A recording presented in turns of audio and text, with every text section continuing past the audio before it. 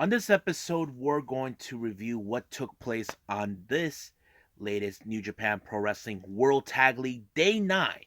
As you know, things are getting interesting, and we're also going to get closer and closer to the end.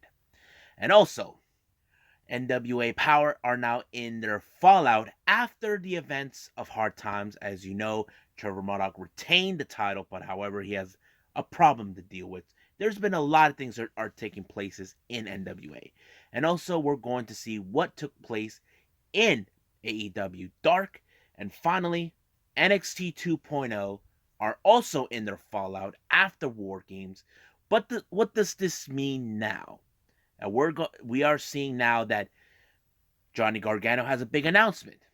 Kyle O'Reilly is having a match against Von Wagner for his betrayal after the match. And also the most exciting one, who the hell is the shaman that MSK has been chasing? But all of that will be reviewed, discussed, and talked about on this episode of Deleted WrestleZone.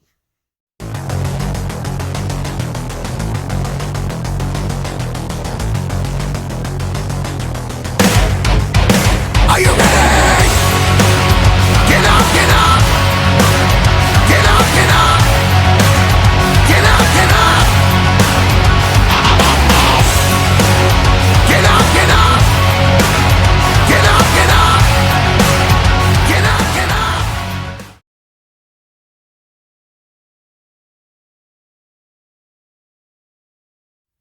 Welcome everybody to Deleted WrestleZone, all things that is pro wrestling with AEW, NXT, New Japan Pro Wrestling, Impact Wrestling, the National Wrestling Alliance, various promotions, wrestlers, matches, and championships. I am your host, Jay Radier. So, let's begin with Day 9 of New Japan Pro Wrestling's World Tag League.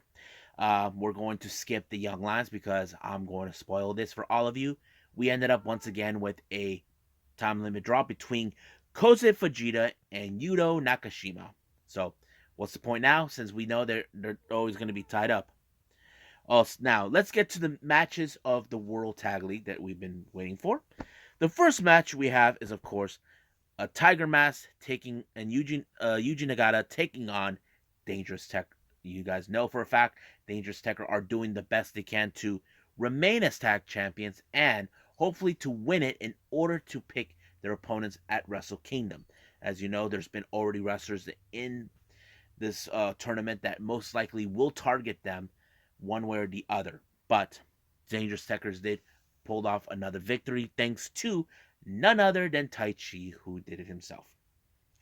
Next up, we got Suzuki-gun, Taka Michinoku, and Minoru Suzuki taking on Toru Yano and Hiroshi Tanahashi. Now, these two men, Yano and Tana, they guys are people who know who Minoru Suzuki is. They dealt with him many times over.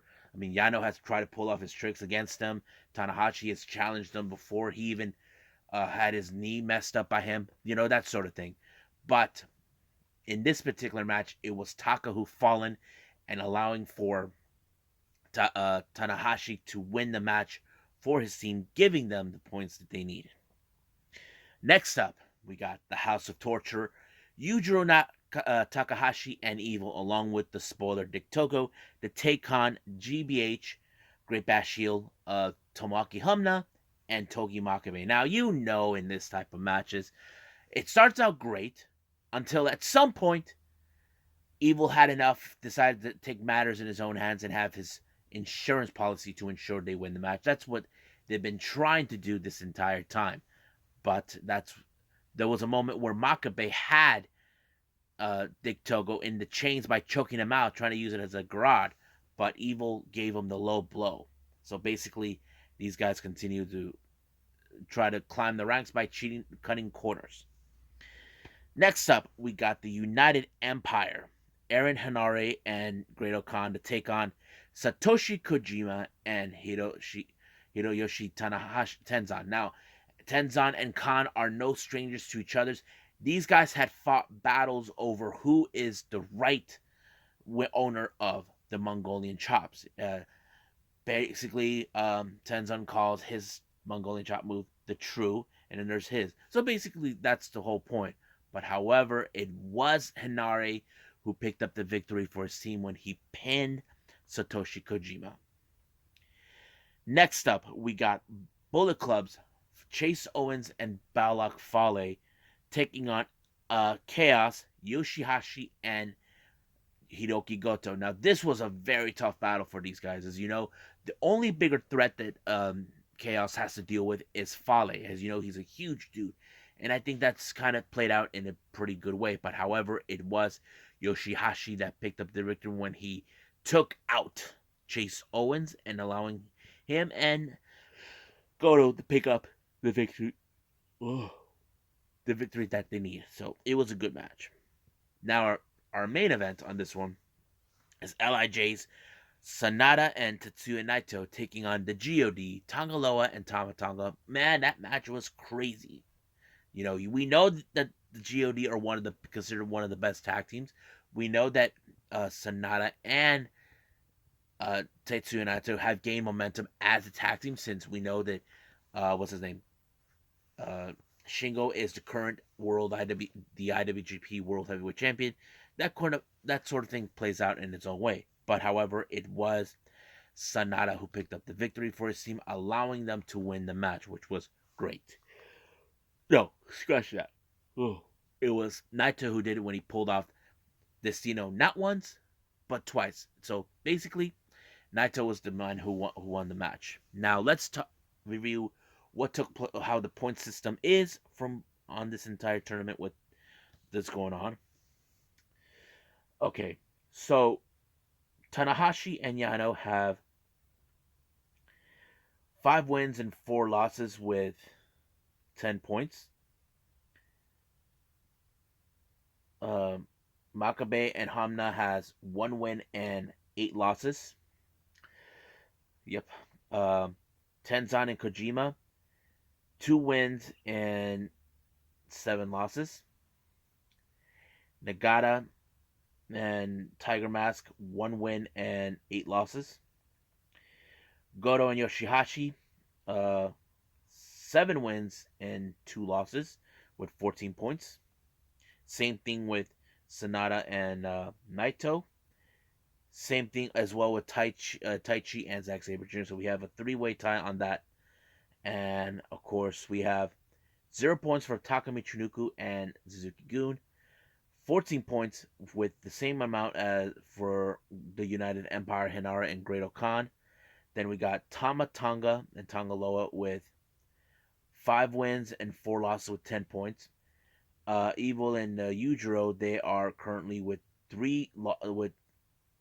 6 wins and 3 losses, 10 points. And as for Fale and Owens, they have 6 wins and 3 losses with 12 points. So right now we have a 4-way tie with Chaos, RJ, Dangerous Techers, and the United Empire. So we have to pay attention what's going to take place with these guys. It's getting curious how things are changing in this tournament, but I'm very excited to see who is going to walk out as the winner and who will challenge Dangerous Techers for the titles, or they will win it themselves. So let's move on with NWA Powerrr.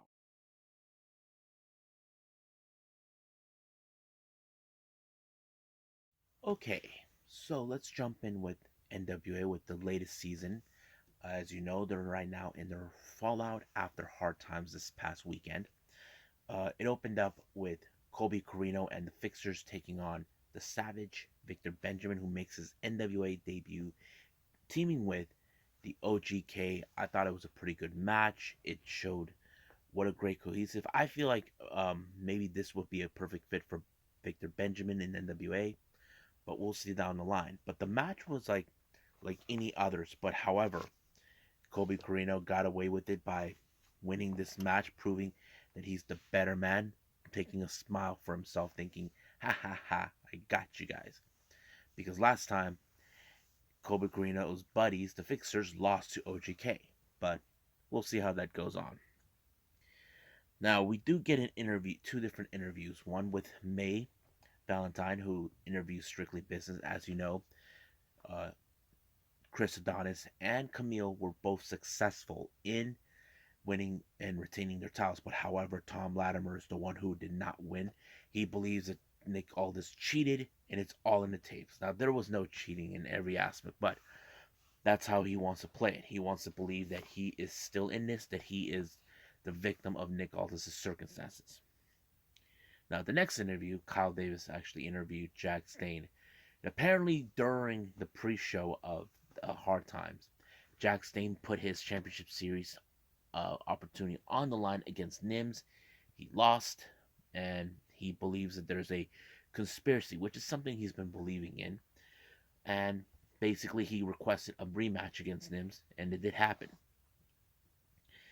Now, NWA has announced a brand new show that you can see on YouTube. It's called NWA USA, where they're going to feature a lot of the highlights of tag team division and the junior heavyweight division, which is something they've been bringing back, and I'm very excited for that as well.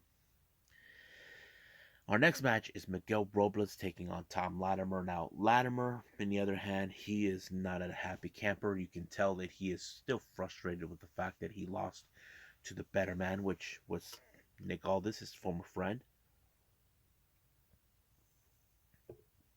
But he did put him away by doing the power driver to send a direct message to the locker room that he is now a dangerous individual.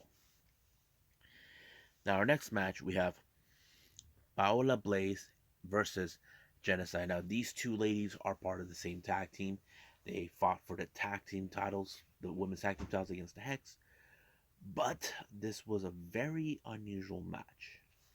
Those who've been aware, Genocide has she's one of the winners for the championship series, meaning she could challenge for the women's title or the women's tag team title. So basically, they're trying to hold it up. I don't know what kind of match was this, but it showed like the story. Like Genocide really wants to cash it in, but they're trying to tell her to hold up. But out of nowhere, near the end, Natalia Markova showed up and almost cost the match. But Genocide was the one who picked up the victory on this one. Then we get an interview with with the tag teams from both the women's and men's. All we have the Hex and La Rebellion with Homicide, giving great statement like they're still champions and all this other stuff. Then we had another interview, this time coming from Tyrus and his posse. However, while this was happening, Zion was saying that he didn't target him to take advantage because of the title. He needed it for himself because of his own personal demons. It showed that he revealed that his own father is NWA champion, and they're like, what? I think there's like that mystery saying, okay, who is his father? That's the mystery that's going to be played. But however, he did request for a rematch. But however, Tyrus says that he'll talk to his council, see what they think. But I think this is not going to be one of those matches where we're going to see, okay, maybe Austin Idol's going to interfere. Maybe this one is more personal. But who knows? Then we get to see Mickie James and Nick Aldis being interviewed. Mickie James, as you know, she'll defend the Impact Knockouts title against anyone, anywhere, any promotion at any given time. As for Nick Aldis, as you know, we know that he will get his shot for another opportunity of the 10 pounds of gold, the NWA World Heavyweight Championship. However, it looks like he has something else in mind. As you know, recently we've been seeing tag team divisions grown over the years, but there was one tag team that we remember from Nick Aldis when he had a different name at a different company. And that name was the British Invasions with Doug Williams. So he called them out, saying that they would like to reunite. However, Doug Williams did point out they were successful as TNA Tag Team Champions. They went their separate ways and they found success as singles. But however, they felt like maybe another run wouldn't hurt. And I think it will play out pretty well. Now, our next match, we have Jax Dane and Nims. Now, during the commentary, we have Anthony Mayweather, better known as Grinsom, who was just watching this. Now, Jax Dane was watching them from a distance. Instead of focusing on the match, he was focused on that, but he took out Nims like he was nothing. Like he still wants to prove that he is the guy. That sort of thing. But it happened like that. Now, our next interview we have is Hawks Eri, who are set to face the British Invasion in a tag team match.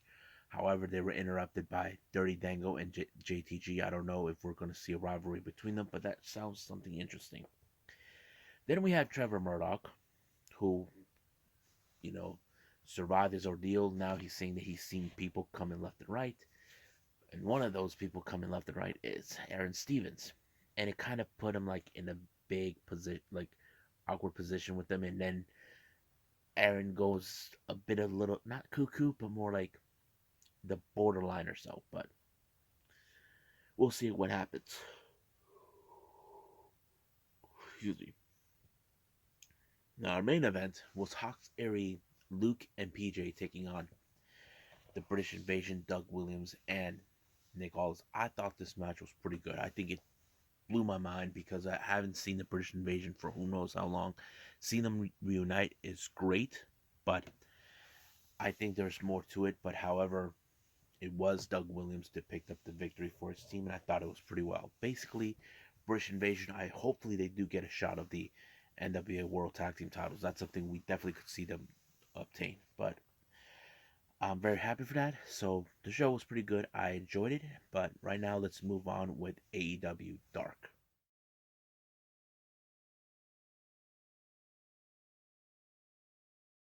Okay, now we got AEW Dark. Opening match, Tiger Style, Lee Moriarty taking on Misterioso.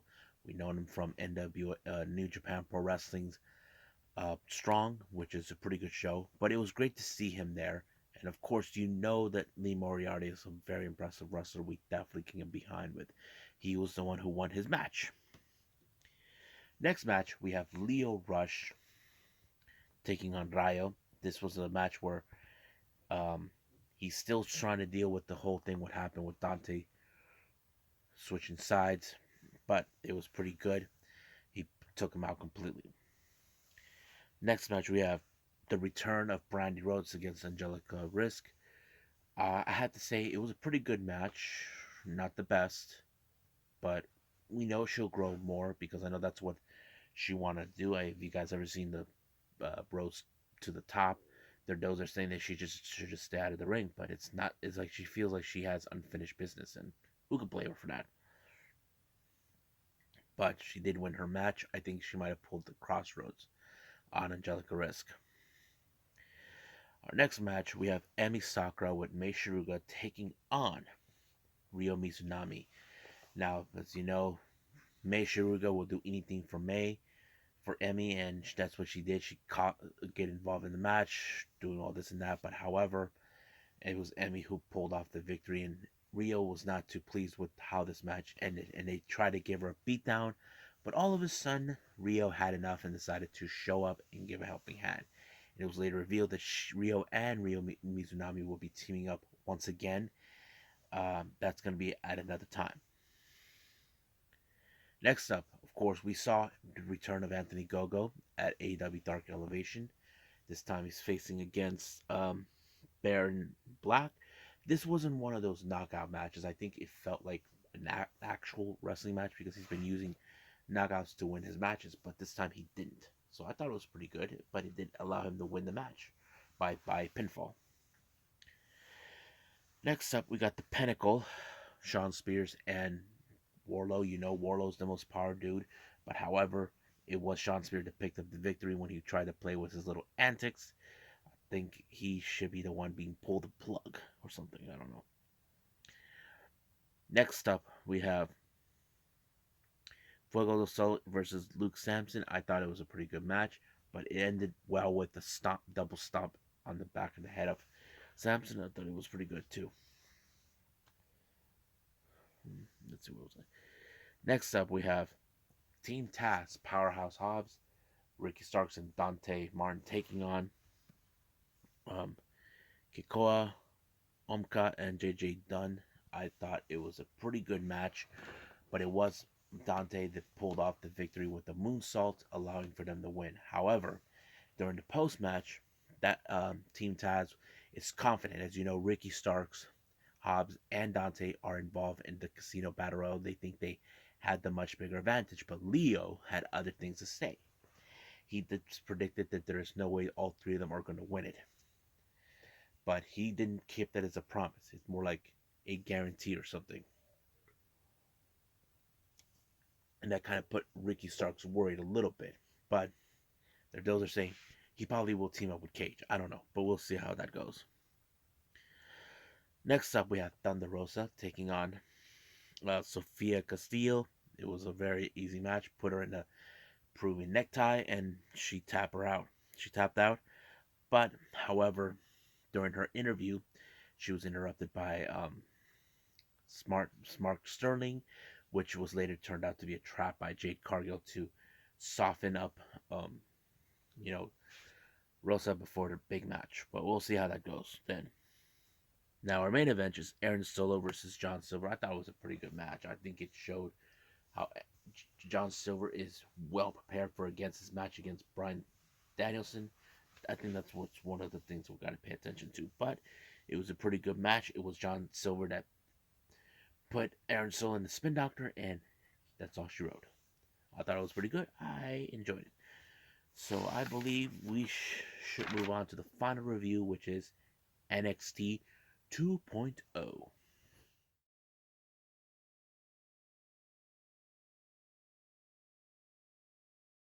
Okay, so the last thing I'm going to review is NXT 2.0, which is the fallout after what happened in War Games this past Saturday, or past Sunday, I think.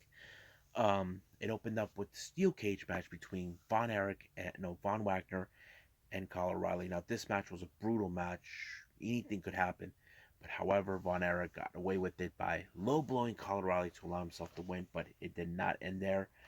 Von Wagner destroyed Kyle O'Reilly completely, and he just left him there when he was smashing him through the door of the steel cage, and that's pretty much it. But I think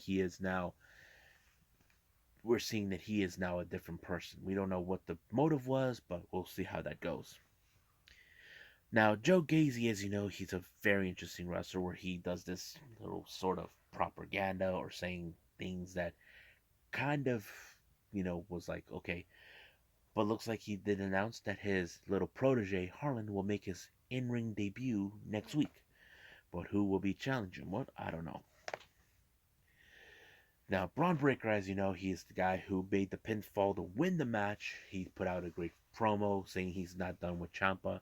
He still wants the NXT title, but Diamond Mine show up trying to offer him up, saying that the Roderick Strong, is the champion.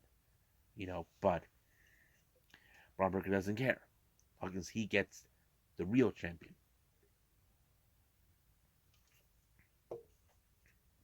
But he did stated that he accepts Roderick Strong for his match. But we'll see how that goes. Now the Creed brothers, they're set up to face against Brooks Jensen and Josh Briggs. But during this match, we had implications. We had the tag team titles, champs, there, Imperium, and Grizzled Young Veterans. I thought it was crazy, but Grizzled Young Veterans got involved and did not make things great for them, because it kind of went a different direction where Brooks actually made the pinfall and won the match. I think this was a sort of like an upset by um, an upset what took place. I thought it was pretty good. I was like, wow. But yeah. Now, this next little set promo or segment is Duke Cousins showing up with a brand new hairdo, a wig, claiming that what happened at uh, the last tournament she was in, that it was um, his little match that he had with Cameron Grimes was never happened. But however, Cameron Grimes shows up saying, you know what, just throw all the rules. Let's do a no holds bars, which he'd gladly accept. But we'll see where they're gonna go with that. I'm kind of curious. Now our next segment we have is Briggs and Jensen happy that they won. Here comes the Kilimanjaro and Kushida. And then, of course, Grizzled Young Veteran says that they owe them for that, but they went to the concert with uh, KC and Caden. I thought it was pretty fun. But however, the next match we had a disqualification between Dex Loomis and Carmelo Hayes, all thanks to Trick, who actually sucker punched him. I thought it was like very nuts, but it went to down that revolt. However, um, we find out who the shaman is. The shaman is none other than Matt Riddle. I'm like, what the hell? I don't know. I thought it was pretty cool, but it's so funny. Now, um, what else we got? Okay, as you know, the women's division is getting hot right there with NXT. But however, um, what's her name? Valentina Ferroz and Lisa um, Leon. Let's just say that things are now become interesting. As you know, their opponents are the champions.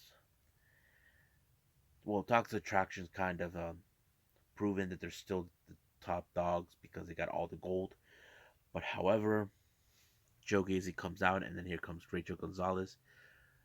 But Rachel saw exactly what kind of man she made. Hold on, never mind. Shit, sorry guys, I'm a bit sleepy. Okay, so anyway, Toxic Attraction has showed what kind of team they have been. That no one has been dominant. They still got the titles, but however, Mandy Rose says no one has the capability. But however, Cora J big differed. She kind of told her, "Didn't I beat you 2 weeks ago?" But she did have backup, and that backup was Rachel Gonzalez. And of course, later on, we saw her and Kaylee Ray were giving her a bat, saying, what about you? What are you going to do? Don't worry, honey, I got other toys. So I think she may have other weapons that she's going to use, but don't know when that will happen. Uh, what else took place? Now, we were supposed to have the match between Santos Escobar and Sonic Quinn. I did not see the ending because it went longer, but I do know who won. It's Santos Escobar. That's what really happened. I'm like, okay. However, the event ended with Johnny Gargano giving a very interesting promo, like saying that um, the next chapter of his life is being a father. Don't know if he's going to be resigning or he will be leaving. That is still unclear. But from my understanding, I think he looks more like he's about to leave. I don't know. But he was attacked by Grayson Waller, who feels like this is his show and no one's gonna take that spot from him. So that's pretty much what happened. Um, what else I did here? But I think that's pretty much it. What took place in NXT 2.0. But right now, I think we should end it right about now. Well, I hope you guys enjoyed this episode. I got plenty more coming up for this next one. We have New Japan Pro Wrestling with World Tag League. No, scratch that. The Best of the Super Juniors, which is day number 10. I'm kind of excited how things can happen in this. And then we got MLW Fusion number 12, and then AEW Dynamite. But we'll throw in the past event that I haven't seen, New Japan Strong with Detonation 2021. I'm kind of excited how this one is going to go, but right now, let's just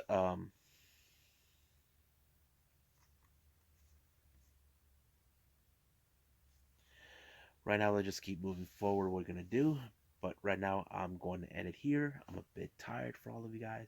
So, I'll see you guys in the next DWZ time. Same DWZ channel. I must bid all of you adieu. So, goodbye. And have a nice day. Bang.